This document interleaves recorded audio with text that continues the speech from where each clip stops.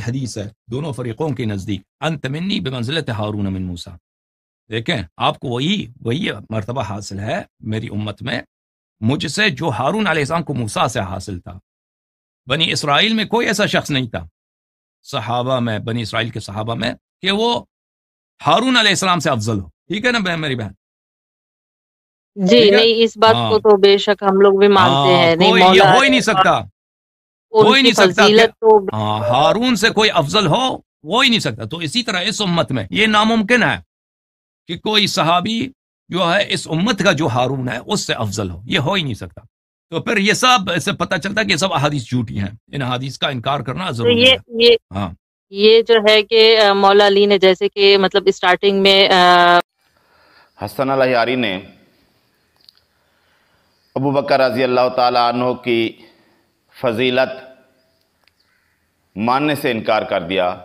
حالانکہ انہیں علی رضی اللہ تعالیٰ عنہ سے حدیث بھی بیان کی گئی. اور کیا کہتے ہیں کہ ہمارے پاس حدیث ہے جس میں ہے کہ علی رضی اللہ تعالیٰ عنہ کی نسبت نبی صلی اللہ علیہ وآلہ وسلم سے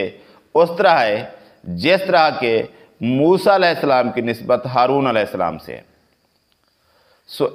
اس حدیث کی وضاحت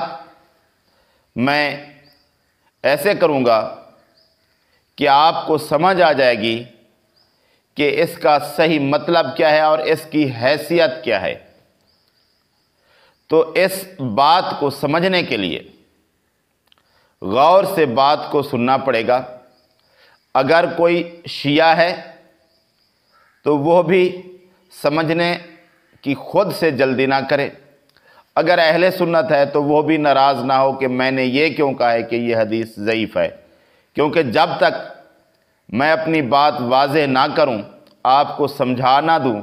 تو آپ کا اعتراض کرنے کا حق نہیں بنتا. پہلے نمبر پر یہ مشہور حدیث ہے، کافی ساری کتابوں میں آئی ہے. تو اس حدیث کے الفاظ کیا ہیں، ان میں بات کیا کہی گئی ہے؟ اس میں بات یہی ہے کہ غزوہ تبوک کے موقع پر نبی صلی اللہ علیہ وآلہ وسلم نے علی رضی اللہ تعالی عنہ کو مدینہ میں چھوڑا کہ تم یہاں پر امیر مقرر ہو اور ہم جنگ پر جا رہے ہیں. علی رضی اللہ تعالی عنہ کہنے لگے کہ آپ مجھے بچوں اور عورتوں میں چھوڑے جا رہے ہیں.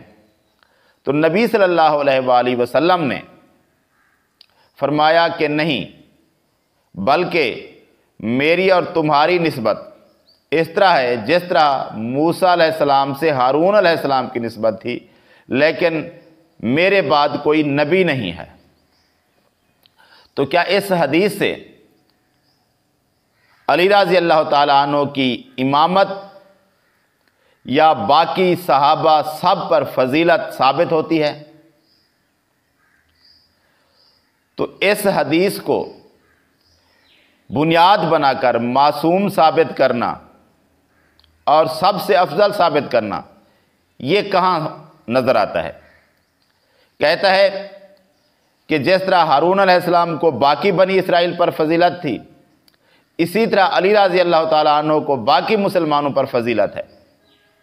کیا اس حدیث میں یہ بات واضح ہے؟ نہیں. کہاں سے سمجھا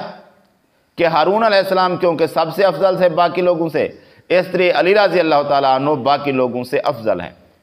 ہارون علیہ السلام کیوں تھے باقی لوگوں سے افضل؟ وہ اس لیے تھے کہ ان کے اندر جو بات تھی وہ نبوت تھی،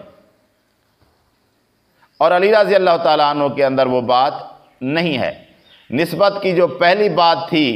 جس کی وجہ سے وہ افضل تھے، وہ علی رضی اللہ تعالیٰ عنہ میں نہیں ہے. دوسری بات کیا تھی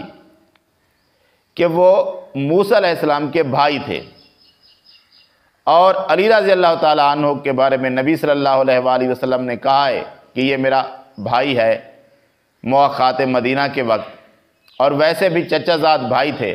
تو یہ جو نسبت تھی وہ یہ تھی، جو اب فضیلت والی نسبت تھی وہ تو علی رضی اللہ تعالیٰ عنہ میں نبوت والی تھی ہی نہیں، جس کی وجہ سے باقی لوگوں سے افضل ہوتے. تو فضیلت کی جو مین وجہ ہارون علیہ السلام کی تھی وہ علی رضی اللہ تعالیٰ عنہ میں نہیں تھی، جس کی نبی صلی اللہ علیہ وآلہ وسلم نے نفی کی۔ دوسرے نمبر پر اب بات کرتے ہیں اس حدیث کی سند کی، کہ اس حدیث کا جو اصل راوی ہے جس کو سب لوگوں نے لیا ہے وہ ہے سعد بن ابی وقاص رضی اللہ تعالیٰ عنہ، اور شیعہ کے نزدیک وہ راوی ماننے کے قابل نہیں ہے۔ کیوں؟ شیعہ کہتے ہیں کہ سارے لوگ نعوذ باللہ من ذالک اسلام سے پھر گئے تھے، اور ان میں سعد بن ابی وقاص رضی اللہ تعالیٰ عنہ کو تو لازمانی انہوں نے شامل کرنا ہے، کیونکہ ان کا نام نہیں لیا ایک تو باقی مسلمان والے رہنے والے لوگوں میں، اور دوسرا یہ ان میں سے ہے جنہوں نے ابو بکر رضی اللہ تعالیٰ عنہ، عمر رضی اللہ تعالیٰ عنہ کی بیعت کی، بلکہ جنگوں میں قیادت کی، بلکہ عمر رضی اللہ تعالیٰ عنہ نے جو کمیٹی بنائی کہ ان میں سے کوئی شخص خلیفہ بننا چاہیے، ان میں سعد بن ابی وقاص رضی اللہ تعالیٰ عنہ شامل تھے، یعنی وہ علی رضی اللہ تعالیٰ عنہ کی امامت کے قائل نہیں تھے، اور جو علی رضی اللہ تعالیٰ عنہ کی امامت کا قائل نہ ہو اسے شیعہ کے نزدیک کوئی اس کی ویلیو نہیں ہے، اور اس سے حدیث جو ہوگی وہ صحیح نہیں ہوگی۔ اگر سعد بن ابی وقاص رضی اللہ تعالیٰ عنہ سے حدیث صحیح ہیں تو پھر مان لیں کہ جس حدیث کا مطلب سعد بن ابی وقاص رضی اللہ تعالیٰ عنہ نے امامت نہیں لیا، آپ کیسے لے سکتے ہیں؟ اور جو اور بھی کچھ راوی ہیں وہ بھی ان کے نزدیک، شیعہ کے نزدیک سکہ راوی نہیں ہے، ان کے نزدیک وہ حجت نہیں ہے، ان کی حدیث ضعیف ہی ہوتی ہے۔ تو پھر اپنی بات جب بن رہی ہو تو پھر وہ صحیح کیسے ہو سکتی ہے؟ جو ان کا حدیث لینے کا اصول ہے اس کے نزدیک جو بھی ان احادیث کے راوی ہیں وہ سارے کے سارے ضعیف ہیں۔ جب راوی ضعیف ہیں تو حدیث کیسے صحیح ہو سکتی ہے؟ اور پھر ایک آدھ روایت جس کی مجھے سند صحیح نہیں ملی، مسند احمد بن حنبل میں اسی کی علی رضی اللہ تعالیٰ عنہ سے بھی تھی، تو اس کے بارے میں بھی یہ عرض ہے کہ شیعہ اصول کے مطابق مکارم شیرازی آیت اللہ ان کا جن کی تقلید کی جاتی ہے، اس نے حدیث عشرہ مبشرہ کو اس وجہ سے ضعیف قرار دیا کہ عبد الرحمن بن عوف رضی اللہ تعالیٰ عنہ بیان کر رہے ہیں اور یہ حدیث ان کے بارے میں ہے، ان کی فضیلت کے بارے میں ہے، تو اس لیے ضعیف ہے۔ تو شیعہ اصول کے مطابق پھر ادھر علی رضی اللہ تعالیٰ عنہ سے اگر اس حدیث کی سند کسی اور جگہ ہے تو وہ بھی صحیح نہیں ہو سکتی، کیونکہ یہ اپنے بارے میں بیان کرنے ہیں اور پھر کہیں گے کہ وہ معصوم ہیں۔ معصوم تو آپ نے ثابت کرنا ہے، اور اس جگہ خود معصوم ثابت کرنا یہ تو آپ کے اصولوں کے خلاف ہے، جو حدیث کے اصول آپ لوگوں نے بتائے ہیں۔ اور اگر آپ کہیں کہ ہم مکارم شیرازی کی بات نہیں مانتے تو آپ کس باغ کی مولی ہیں، کس کھیت کو مولی ہیں؟ مکارم شیرازی شیعہ مذہب میں مرجع تقلید ہے، اس کی بات مانی جائے گی کہ کسی ایک عام آدمی کی؟ تو شیعہ اصولوں کے مطابق جن لوگوں پر ان کو اعتماد نہیں ہے ان کی حدیث صحیح نہیں ہو سکتی۔ تو شیعہ اصول کے مطابق اگر غور کریں تو یہ حدیثیں جن کی سندیں ایسے لوگوں سے ہیں جن پر شیعہ اسلام ہونے کا گمان بھی نہیں رکھتے، ان کو مسلمان بھی نہیں مانتے، کہیں گے مانتے ہیں، نہیں بھی آپ تقیہ کی وجہ سے کہتے ہیں، آپ تو کہتے ہیں کہ سارے صحابہ مرتد ہو گئے تھے نعوذ باللہ۔ تو یہ قطعاً نہیں ہو سکتا، ہم کسی بھی ایسے آدمی کی حدیث نہیں لیتے جسے ہم منافق سمجھتے ہوں، کافر سمجھتے ہوں، اور آپ پھر ان لوگوں سے حدیث لینا چاہتے ہیں جن کو آپ مسلمان بھی نہیں سمجھتے۔ اب بات کہتے ہیں اہل سنت اصول کے مطابق، تو اہل سنت کے اصول کے مطابق تو یہ حدیث صحیح ہے، کیونکہ اس کی سند ساری صحیح ہے۔ اس کو سعد بن ابی وقاص رضی اللہ تعالیٰ عنہ مین بیان کرنے والے ہیں یا کچھ باقی صحابہ ہیں تو وہ سارے حجت ہیں،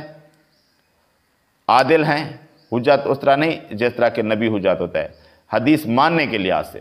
تو سارے عادل ہیں اور یہ حدیث صحیح ہے۔ لیکن جب ہم اس حدیث کو صحیح مانتے ہیں تو مطلب بھی وہی مانتے ہیں جو ان صحابہ نے، ان راویان حدیث نے لیا، اور ان میں سے کسی نے بھی اس حدیث کی وجہ سے علی رضی اللہ تعالیٰ عنہ کو معصوم یا امام نہیں مانا، اور انہوں نے اس حدیث کی وجہ سے علی رضی اللہ تعالیٰ عنہ کی فضیلت ابو بکر رضی اللہ تعالیٰ عنہ، عمر رضی اللہ تعالیٰ عنہ پر نہیں سمجھی۔ تو جنہوں نے یہ حدیث بیان کی، مطلب جو انہوں نے سمجھا، نبی صلی اللہ علیہ وآلہ وسلم سے انہوں نے سنی، اور انہوں نے جو مطلب سمجھا نبی صلی اللہ علیہ وآلہ وسلم کی موجودگی میں، وہی صحیح مطلب ہے، اور ان کے نزدیک اس حدیث سے علی رضی اللہ تعالیٰ عنہ کی فضیلت ثابت ہوتی ہے، لیکن ابو بکر، عمر رضی اللہ تعالیٰ عنہ یا سب پر فضیلت یہ ثابت قطعاً نہیں ہوتی ان کے نزدیک، کیونکہ سعد بن ابی وقاص رضی اللہ تعالیٰ عنہ نے ایک تو ابو بکر، عمر، عثمان رضی اللہ تعالیٰ عنہ کی بیعت کی،